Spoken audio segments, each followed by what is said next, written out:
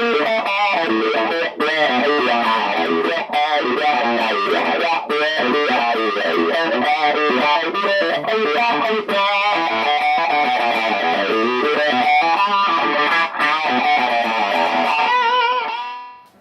Tone Freaks, and welcome to another episode of Tone Quest. And this time, in this episode, on the Gear Grinder, we are comparing the original Crybaby GC95, tama ba? GCB 95 and the very very small CBM 95. Oh my god.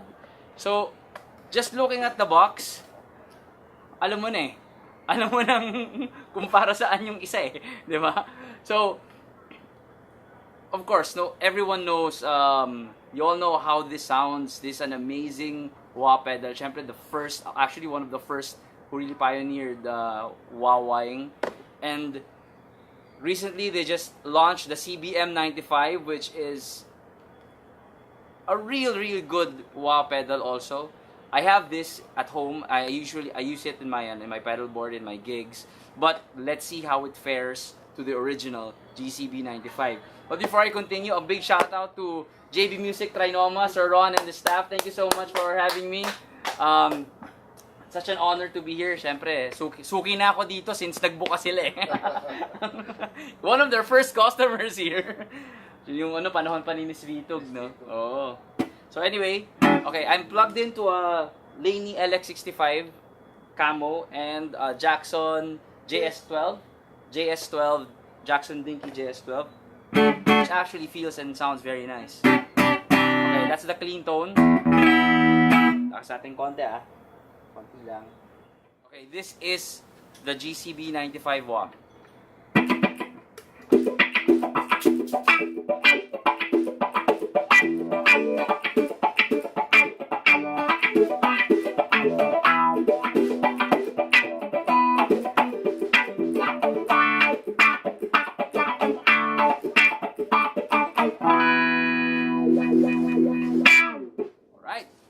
Now the CBM 95.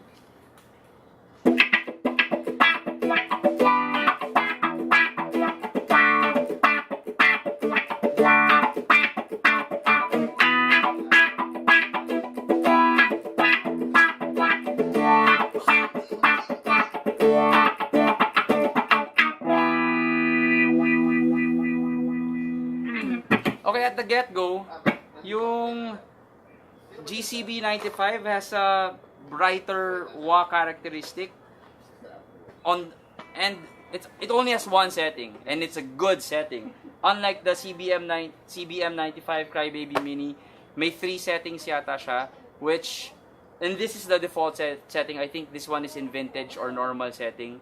And so just comparing the two, I feel that there's more depth on the GCB 95, on the original Crybaby. Let's do that again. That's the original Crybaby.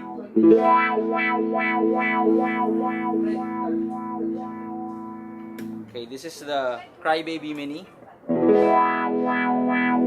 Wow. So different. Ulit.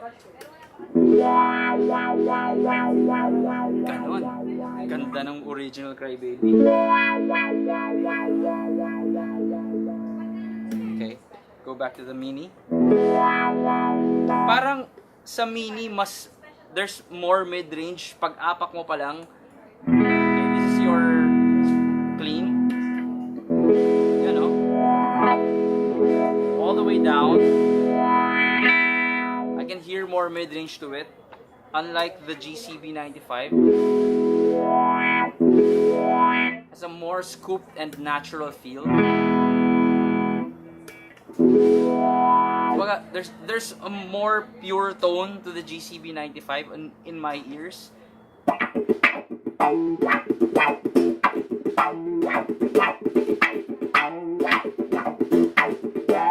Okay, that's the GCB 95. This is the Mini.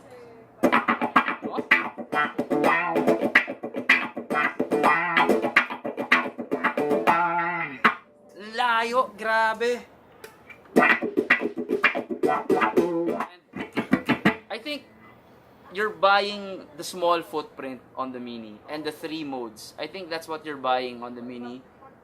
And it also has true bypass. Tama ba? True bypass na yung Mini, di ba? GCB 95, hindi pa. Okay, so, yun. Those are the differences. You have true bypass on the Mini. You have 3 modes. And it's super small. Like, as small as this. I'm not kidding. And on the regular, you don't have true bypass. It's huge. And it's heavy. But, you're getting a real great quality wah sound here. Okay, I want to fiddle with the controls of the Mini. So, I'll be right back.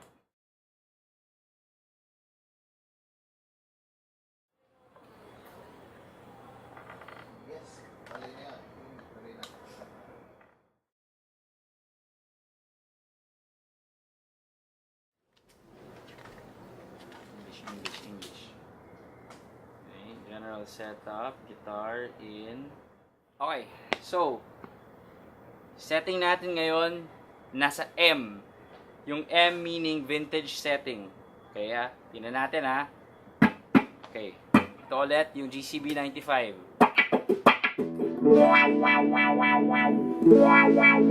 Na? Yung Mini.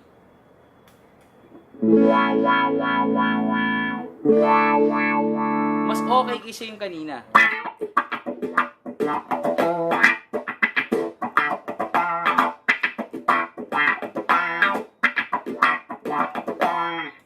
Okay, that's the Mini. This is the 95. Mas malapit na siya. Okay, actually,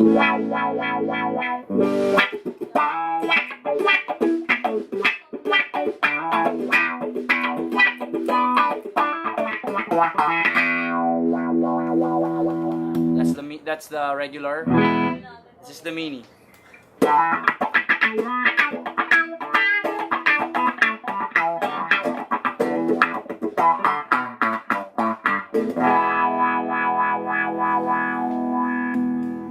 The regular.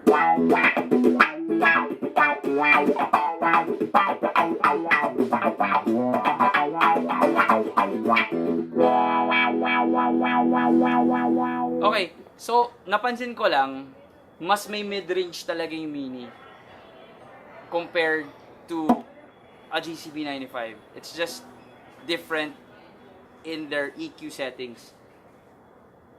But there's a more full feeling with the original. It's a bigger sounding wah for me compared to the Mini. And you can't, I don't know why, maybe they. Let's try it with distortion just for a while, just so we can see how it cries with the distortion. Okay.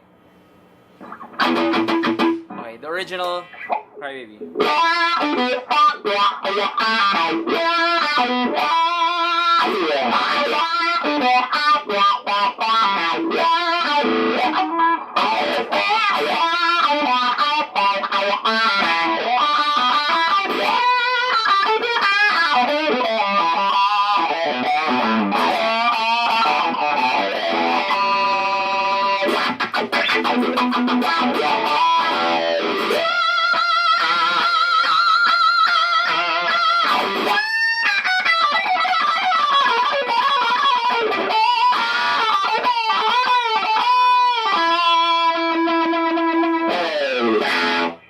Wow, shit, sarap nun. Okay, this one is the Mini. That was the regular Crybaby. This is the Mini.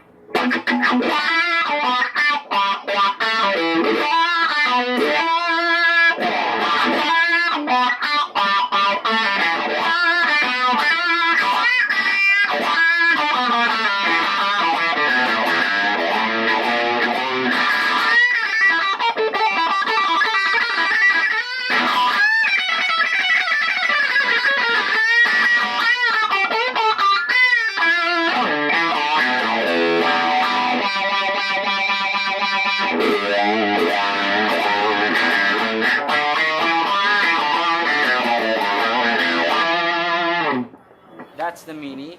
This Kulang talaga na tunog sa mini. It's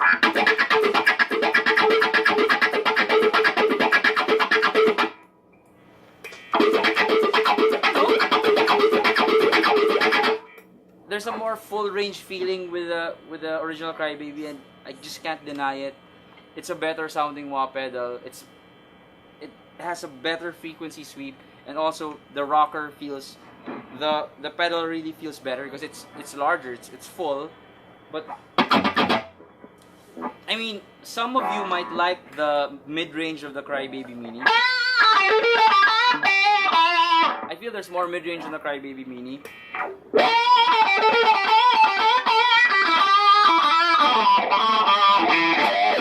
There's just more full range with the original Crybaby.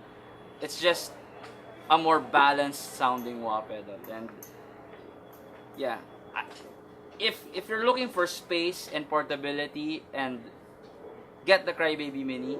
If you're looking for, and if space and portability is not an issue for you, get the original Crybaby. They're both great wah pedals, but I just can't help but gravitate towards the original Crybaby.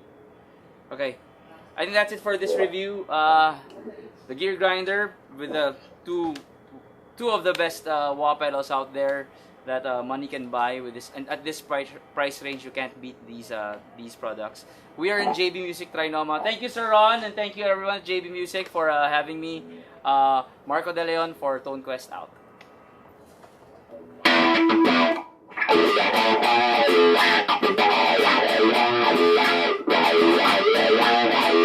Paano kung sabay natin yung dalawang wah, tapos alternate ko yung paa ko?